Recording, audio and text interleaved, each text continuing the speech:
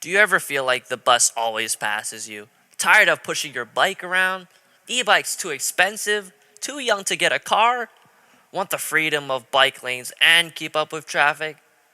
Do you have an old bike lying around? What if I told you that you could create something that could potentially reach 60 kilometers per hour and learn a lot about engines and machines?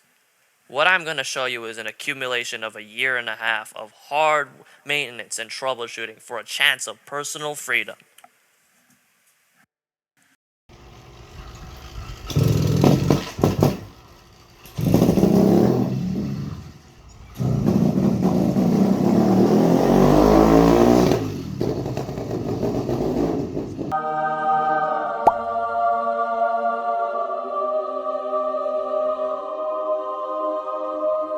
So like, why'd you make the motorbike?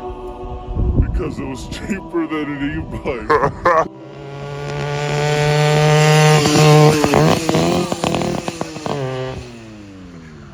Dude, that's so jokes.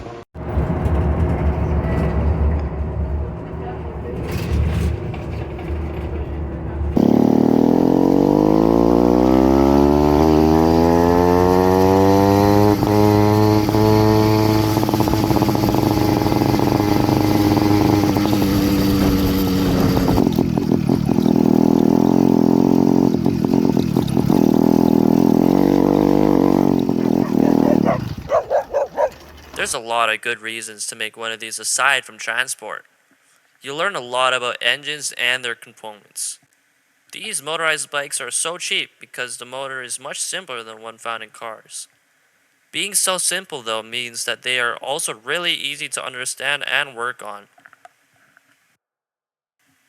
Since it's so simple, I'm able to understand how every part functions and what to fix if anything goes wrong.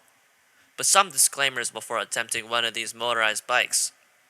These bicycle engines are still quite expensive, being about $200 for an engine. And because bicycles were never meant to have a motor on it, there are some inherent risks, although mountain bikes are built for harder conditions. Also, these things break all the time, which you slowly get used to.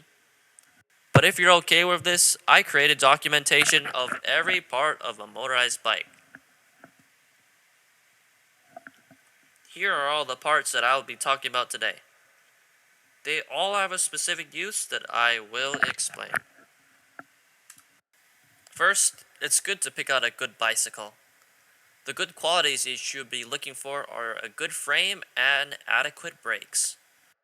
For your frame, it's important that you get something with enough space for the engine and everything connected to it.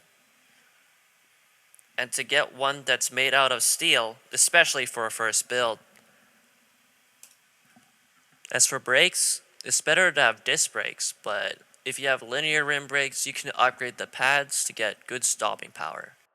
That's why I recommend getting an old mountain bike or a beach cruiser frame, as they usually share both of these qualities.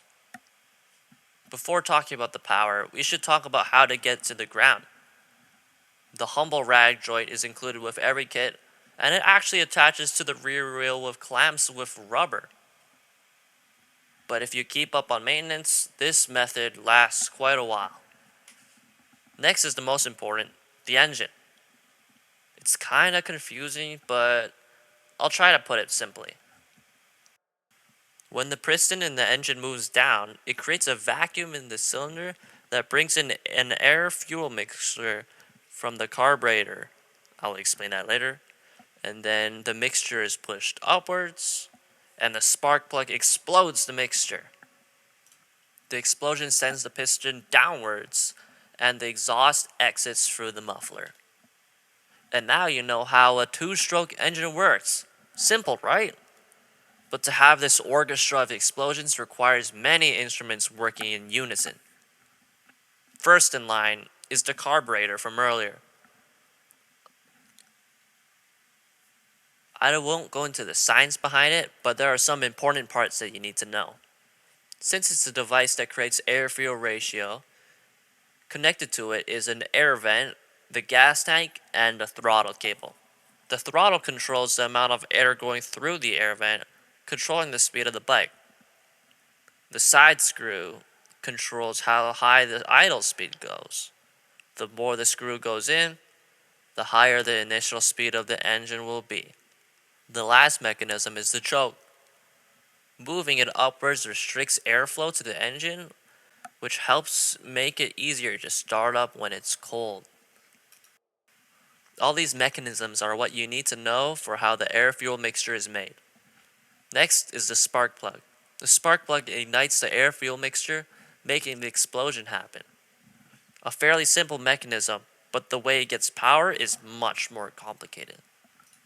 It generates energy because there's a magnet spinning which is connected to the engine's crank. This spinning magnet is close to a coil of wire and generates electricity via induction. This electricity is then routed to the CDI.